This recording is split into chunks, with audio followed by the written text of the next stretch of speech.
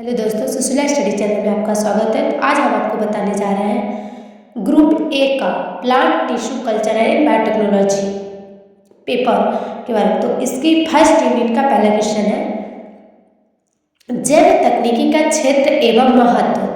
तो जैव तकनीकी के अंतर्गत विज्ञान की विभिन्न शाखाओं जैसे कि जैव रसायन, सूक्ष्म जैविकी, आनुवंशिक इंजीनियरिंग, कार्यकी रसायन इंजीनियरिंग, जैव भौतिकी तथा किण्वन तकनीकी का समावेश किया गया है। जैव तकनीकी के द्वारा हमारा जीवन तथा विभिन्न क्षेत्र प्रभावित है। औषधि उद्योग, भोजन उद्योग, ऊर्जा उत्पादन, कृषि उद्योग, रसायन उद्योग। तो देखेंगे औषधि उद्योग। जैव तकनीकी द्वारा हार्मोन्स, एंजाइम, प्रतिजैविकी पदार्थ, इंटरफेरेंस तथा विटामिन आदि के उत्पादन में वृद्धि हुई है। भोजन उद्योग। जैव तकनीकी के द्वारा इष्ट, शैवाल तथा एकल कोशिका प्रोटीन निर्माण में वृद्धि हुई है। ऊर्जा उत्पादन। जैव तकनीकी के द्वारा ईंधन, एल्कोहल, बायोगैस, हाइड्रोजन तथा अन्य स्रोतों से ऊर्जा प्राप्त करने में सहायता मिलती है। कृषि उद्योग। पादप किस्मों का चयन एवं क्लोनिंग, संकरण, जन्मजात संग्रह आदि जैसे महत्वपूर्ण कार्य जैव तकनीकी द्वारा ही संभव हो सके हैं। जैव रसायन।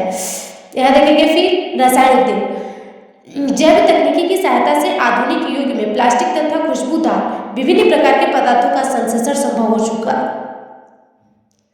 फिर देखेंगे पर्यावरण इंजीनियरिंग। जैव तकनीकी के द्वारा विभिन्न प्रकार के प्रदूषणों, वाहित मल उपचार, घरेलू अपशिष्ट पदार्थों का रूपांतरण आदि जैसे महत्वपूर्ण कार्य किए गए हैं। फिर है जैव धात्विक उद्योग। आधुनिक युग में सूक्ष्म जीवों के प्रयोग द्वारा विभिन्न प्रकार की धातुओं का निष्कर्ष संभव हो सका है।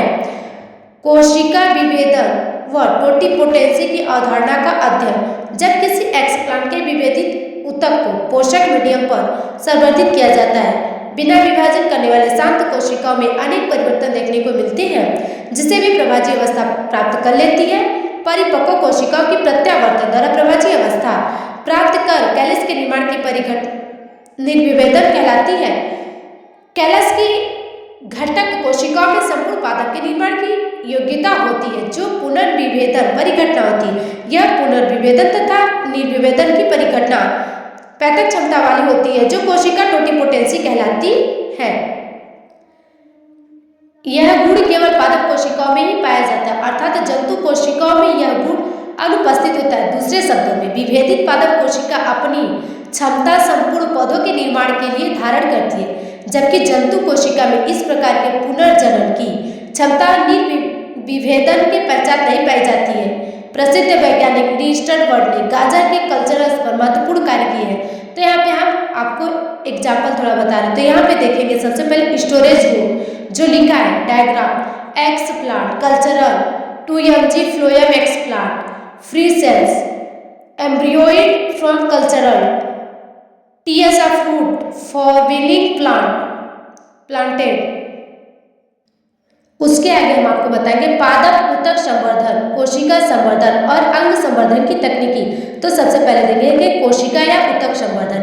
यह 3 टाइप्स के होते हैं। एकल कोशिका संवर्धन यानी कि सिंगल सेल कल्चरल, कैलस संवर्धन यानी कि सेल्स कल्चरल, प्रोटोप्लास्ट संवर्धन यानी कि protoplast cultural, single cell cultural. नियंत्रित वातावरण में अजीवित पृथकीकृत एक कोशिका को उचित पोषण माध्यम पर परिवर्तित कराए जाने की प्रक्रिया को सिंगल सेल कल्चरल कहलाती है। हेवलैंड 1902 ने एक कोशिका का पृथक्करण तथा संवर्धित करने का प्रयास किया। म्यूर 1954 में एकल कोशिका संवर्धन हेतु पेपर राफ्ट तकनीकी का विवरण दिया, जैसे कि आपके सामने डायग्राम दिख रहा है। सर्वप्रथम माइक्रोपिपेट या माइक्रोस्पोंजुला की सहायता से अजमिकी पौधे के भाग से अलग किए एकल कोशिका को लिया जाता है। संवर्धित कोनिकल फ्लास्क में अजमिकित 40.60 ml तरल पोषण माध्यम लिया जाता है। द्रव्य की 10 ml मात्रा को ताजे तरल संवर्धन माध्यम पर स्थानांतरित कर देते हैं। कैलस संवर्धन यानी कि सेल्स कल्चरल नियंत्रित यानी कि कंट्रोल प्रायोगिक स्थिति में संवर्धित माध्यम पर कोशिका या ऊतक द्वारा बनाए जाने वाली कोशिकाओं के असंगठित एवं अविभाजित समूह को कैलस कहते हैं। उच्च वर्गीय पौधों को रासायनिक यांत्रिक कारणों से या रोग वाही की उपस्थिति में भी ऊतकों को असंगठित तथा अविभाजित समूह विकसित होता है जिसे गाल वाट या ट्यूमर कहते हैं। पादप ऊतक संवर्धन के क्रम में संक्रोम कोशिकाओं द्वारा ऑक्सीजन तथा साइटोकाइनिन की उपस्थिति में तथा अजन्म स्थिति होने पर कोशिकाओं के असंगठित समूह के रूप में कैलस का निर्माण होता है। Washing of fruit setting into place.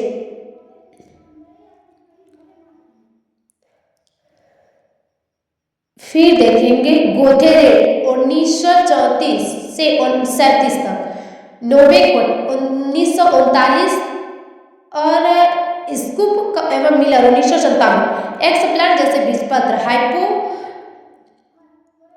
Cotton root lab steam part आदि को द्रव डिजेंट जैसे टिपॉल में धोकर मर्क्यूरी क्लोराइड या सोडियम हाइड्रोक्लोराइड के द्वारा विसंक्रमणित किया गया है। प्रोटोप्लास्ट या प्रोटोप्लाज्म संवर्धन। प्रोटोप्लास्ट एक ग्रीक शब्द प्रोटोप्लास्टिस से बना है जिसका शाब्दिक अर्थ है सर्वप्रथम निर्मित होता है। प्रोटोप्लास्ट शब्द का उपयोग सर्वप्रथम हेस्टिनिन 1918 ने कोशिका भित्ति सहित संपूर्ण कोशिका के लिए किया गया था। प्रोटोप्लाज्म को जीवन का भौतिक आधार माना जाता है। प्रोटोप्लाज्म को कोशिका भित्ति का पुनर्निर्माण करने के साथ साथ समसूत्री विभाजन की क्षमता पाई जाती है जिसमें दो पुत्री कोशिकाएं बनती है।